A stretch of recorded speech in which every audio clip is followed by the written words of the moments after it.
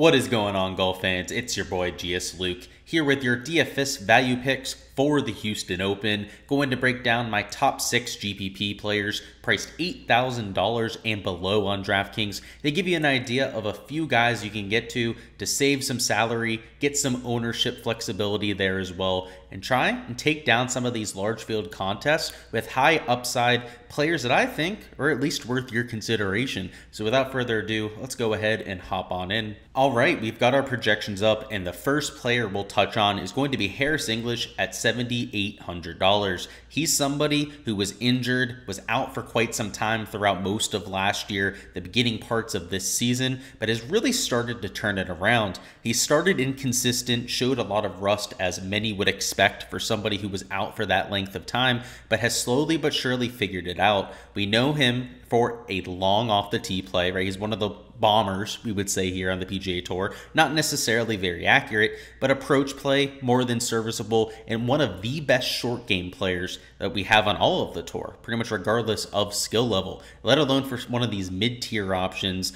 You would classify him as a short game specialist. So when we take a look at the last 16 measured rounds, he's starting to lean into that sort of skill set. So $7,800, you can see him here losing off the tee. We'll talk about that here in a second, but gaining on approach and then significantly gaining over half a stroke per round, in fact, with his around the green and his putting. The issue is the off the tee, where he's been wildly inaccurate. A lot of times he's been clubbing down and still missing fairways. The beauty about Memorial Park is that it's a muni. It's a relatively long golf course, which for bombers like a Harris English, they have to be licking their chops in that sort of scenario, but particularly at a golf course that's open off the tee. There are only 2 holes where water hazards come into play off the tee. A lot of holes where it's wide open, not many trees that you can hit into. So overall, Harris English is going to be able to whale away at driver in almost every single hole, and you've seen him have success at similar venues, like a Travelers Championship, what we have at TPC River Highlands, a course where you can also just whale away at driver, try and get yourself on the greens and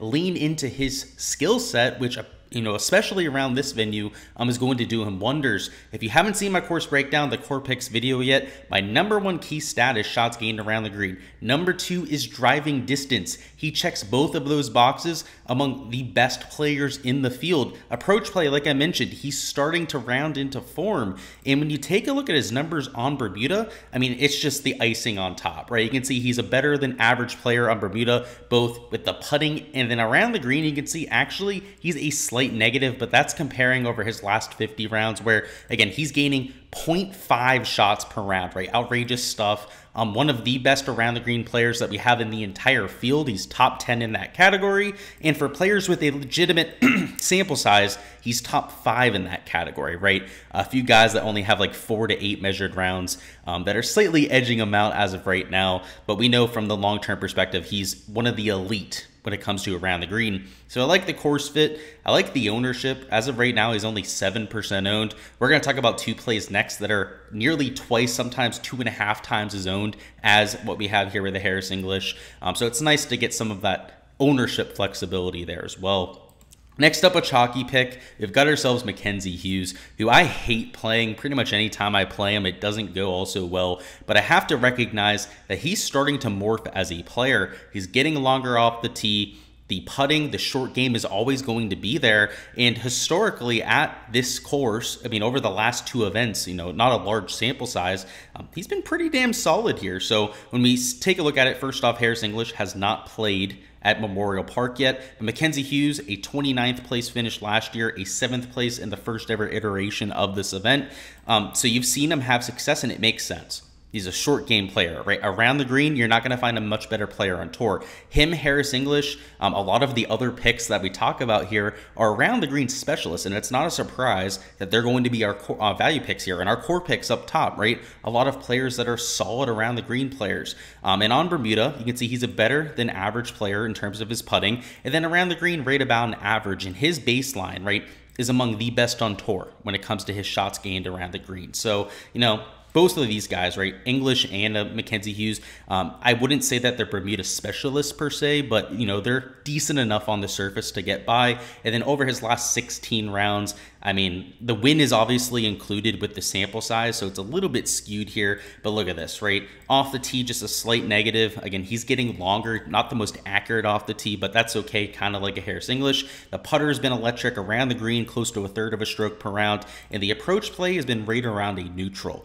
If he can be about a neutral player on approach this week, that's going to result in about a top 20, maybe top 30 floor, let alone if he can go out there, gain 2-3 strokes to the field over those 4 rounds, and finish something up there in the top 10. So I like his upside. He is 14% owned.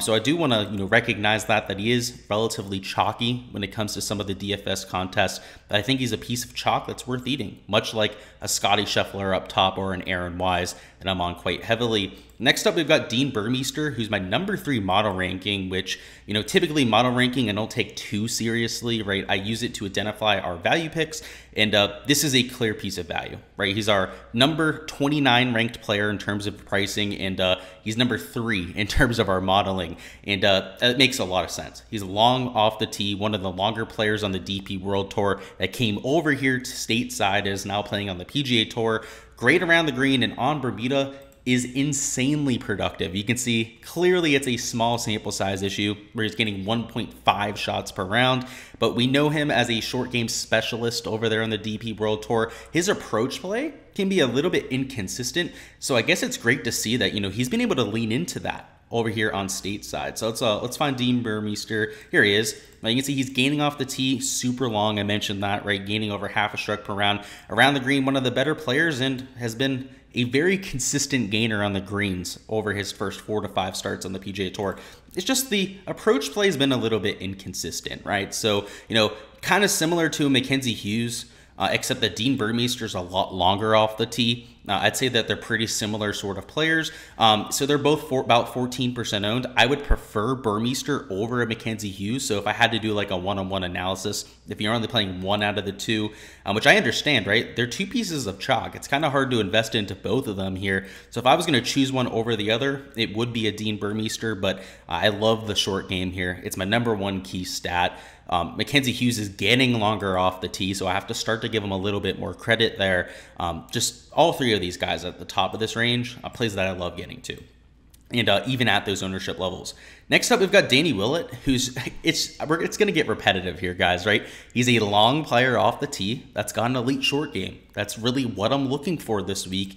And there's not much more to say here other than the recent form has also been there. So we go down to Danny Willett here, $7,200, gaining off the tee, elite short game, right? A third of a stroke per round around the green and over a stroke per round gained with the flat stick, and inconsistent with the irons, which if I'm going to, have one stat this week that I'm not going to hone in on as much as most, it would be your approach play, and there's a couple reasons why. So let's go through them.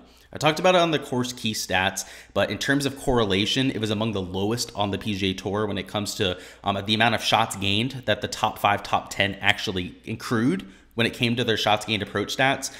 Around the green made up a lot more of their shots gained, which was just, it's a little bit eye-opening. I mean, typically around the green is like 10, maybe 12% of a player's total shots gained. Last year, it was like 28, 30% around the green. Whereas, typically approach is like 30, 35%. It was closer to like 15 to 18%. So it was nearly a complete role reversal when it came to those key stats.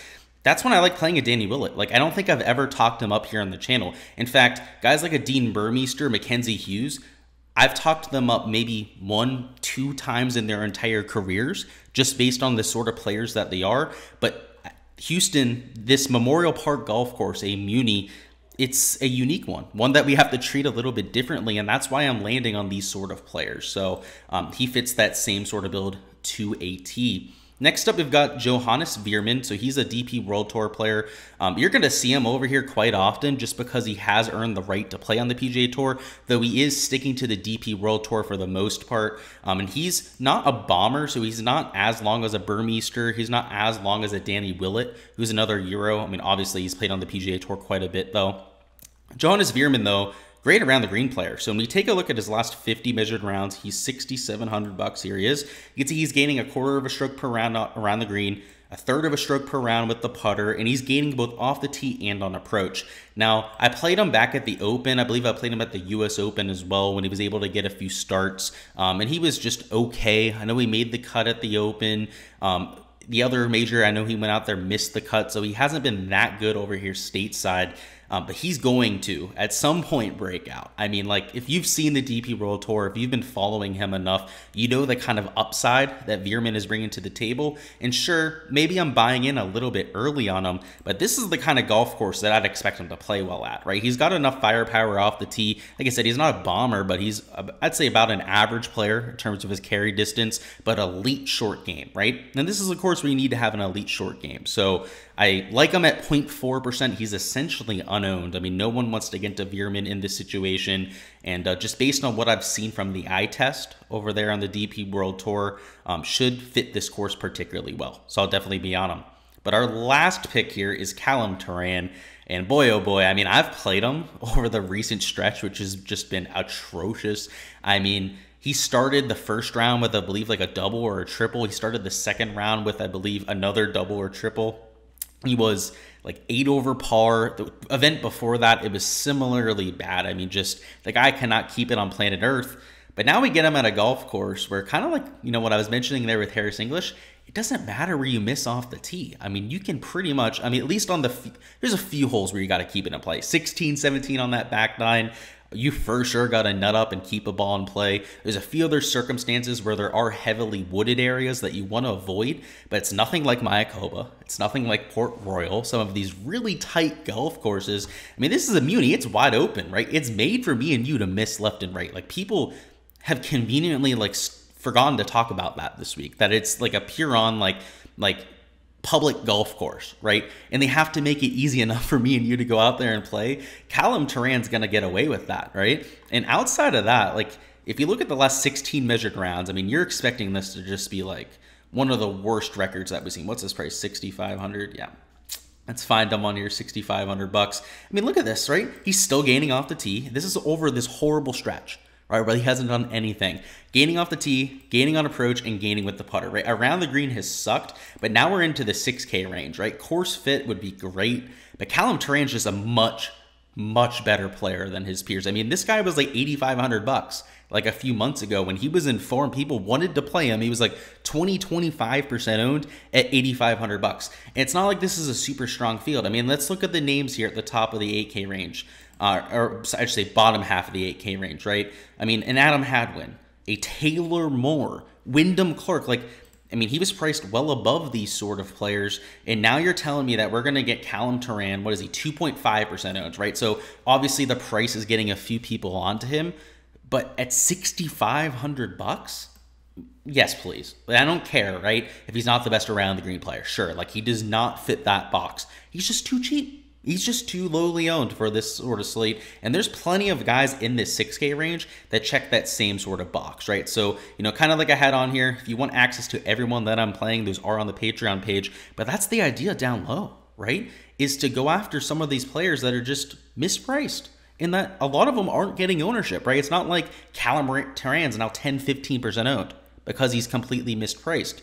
He's still being relatively overlooked. So those are the sort of guys that I like getting to as pure punts and could potentially win you at GPP. All right, guys, that is all I've got for this week's value picks. Before you hop on out of here, go ahead and smash that like button. And tonight at 7 p.m. Eastern time, we will be doing a live stream going over all of your live questions, a weather report, some GPP strategy notes, a player-by-player analysis, and of course some cash plays, some prize pick stuff too, just everything that you're looking for this weekend, we'll touch on, right? Just go ahead, put it down in chat, and we'll touch on it as much as you need. So looking forward to it, guys. It's my favorite time of the week. The hurricane is going to be hitting right around then, so we'll have a raging hurricane going on outside during our live stream tonight. It'll be a little bit of fun, so looking forward to it, guys. Going to have my lamps made before then, right? Just in case we lose power. And I have to say, the live stream, we might lose power live, so you might be able to see that. It might be pretty funny.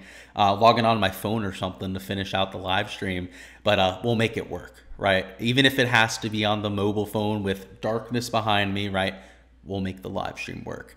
But looking forward to it, everybody. Best of luck with your lineups. Again, smash that like button before you hop on out of here. Comment down below who your top value pick of the week is going to be, and I'll catch you guys later on for the stream.